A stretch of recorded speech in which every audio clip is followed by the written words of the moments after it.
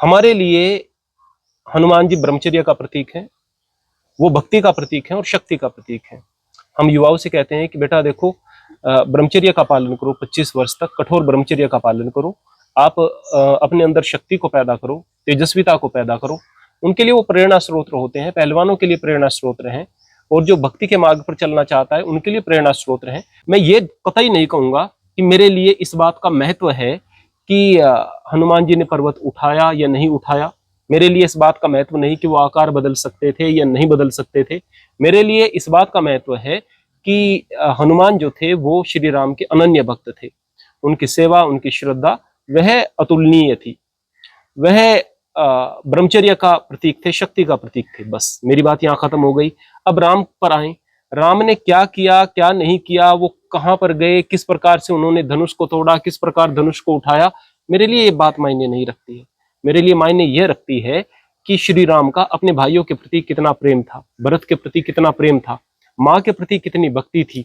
उसने गू को गले लगाया, अपना मित्र बनाया। वे जातिवाद को नहीं मानते थे, छोटा बड़ा नहीं मानते थे। वो सबरी के झूठे बेर खाते हैं, उन्हें माता कहते हैं, जबकि वह उनकी परम भक्त थी, इसलिए माता कहकर के उनको सम्मान देते हैं। तो मेरे लिए श्री राम का चरित्र मायने रखता है, और चरित्र भी वह जिसको कि मैं देख रहा हूं, जिसको मैं अपने तरीके से मान रहा हूं। दूसरा व्यक्ति एक नई कहानी जोड़ करके कहेगा कि यह है श्री राम का चरित्र, मैं उस चरित्र को मानता ही नहीं। जिन चीजों को मैं मानता हूं, मेरे लिए राम वो है, मेरे लिए वो शिक्षाएं मायने रखती हैं। उन शिक्षाओं के रूप में मैं राम को देखता हूं, तो राम के प्रति मेरे मन में भाव आ जाते हैं, और उस भाव में मैं श्री राम के दर्शन करता हूं। तो जाहिर सी बात है, फिर ये सारी की सारी चीजें कि उन्होंने पर्वत उठाया, वो यहां से चलकर वहां गए, उन्होंने आकार बड़ा किया, उन्होंने इस प्रकार से, ये सारी की सारी जो चीजें हैं मायने नहीं रखती। रावण को किस तरह से मारा ये मायने नहीं रखता है, रावण को मारा यह मायने रखता है। और किस प्रकार से मारा? सबसे पहले ये कि जबकि श्री राम की पत्नी का अपहरण कर लेते हैं, रावण के बारे में मैं बात करूं, तो उसके बाद भी श्री राम एकदम से उसको मारने की तरफ नहीं आगे बढ़ते हैं। यद्यपि बड़ी मुश्किल से वो लंका पहुंच जाते हैं, उसके बाद भी वो कहते हैं कि हमें आपसे लड़ाई नहीं करनी है, हम आपको मारना नहीं चाहते, हम किसी भी प्रकार से यहाँ पर कत्लो गारत करना नहीं चाहते, आप सीता को लौटा दीजिएगा और यहाँ का आप सकुशल राज्य करते रहें, हमें कोई दिक्कत की बात नहीं। यानी श्री राम मेरे लिए इस रूप में भी प्रेरणा है कि आप इंसान को क्षमा करें, उस हद तक भी क्षमा करें जबकि सामने वाले ने आपका बहुत नुकसान कर दिया हो, उस हद तक भी क्षमा करें।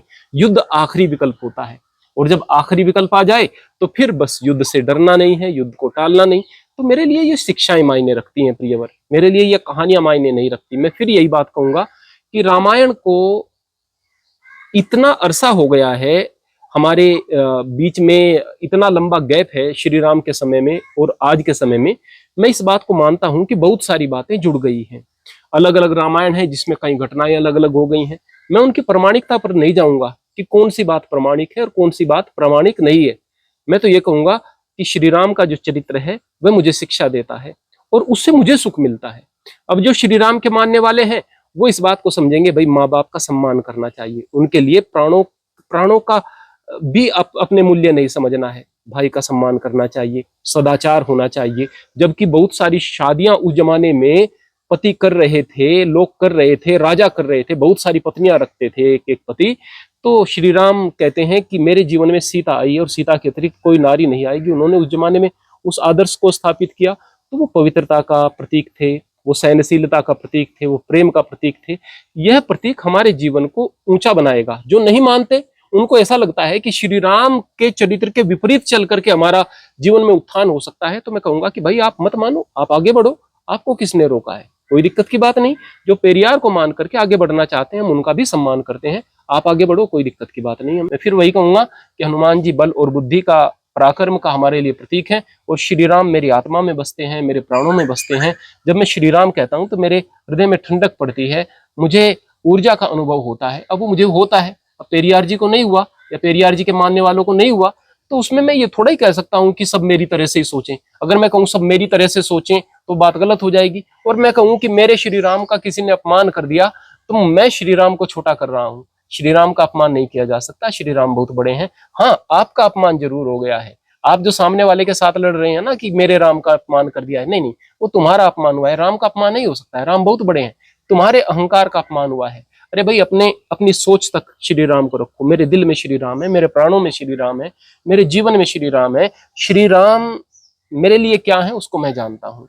अब उसके लिए किसी दूसरी चीज की आवश्यकता नहीं है। मैं फिर वही कहूंगा, श्री राम एक आदर्श है, श्री राम एक शिक्षा है, और श्री राम का जीवन, मैं ये कहूंगा कि जिसने वेद नहीं पढ़े वह श्री राम के जीवन से शिक्षा ले, तो उन्हें एक दूसरी विद्वता की आवश्यकता नहीं है।